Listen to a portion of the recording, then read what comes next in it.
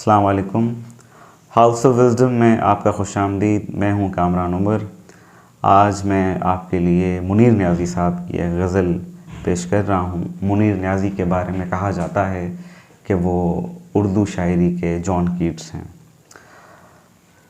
ہے رواں اس راہ پر جس کی کوئی منزل نہ ہو، جستجو کرتے ہیں اس کی جو ہمیں حاصل نہ ہو.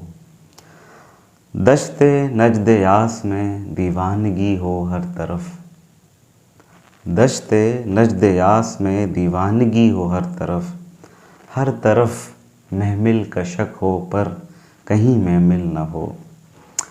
وہم یہ تجھ کو عجب ہے اے جمال کم نما، جیسے سب کچھ ہو مگر تو دید کے قابل نہ ہو.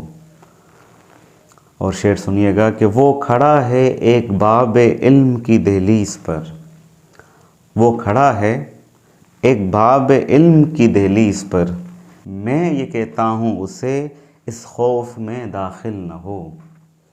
چاہتا ہوں میں منیر اس عمر کے انجام پر، چاہتا ہوں میں منیر اس عمر کے انجام پر ایک ایسی زندگی جو اس قدر مشکل نہ ہو. بہت شکریہ.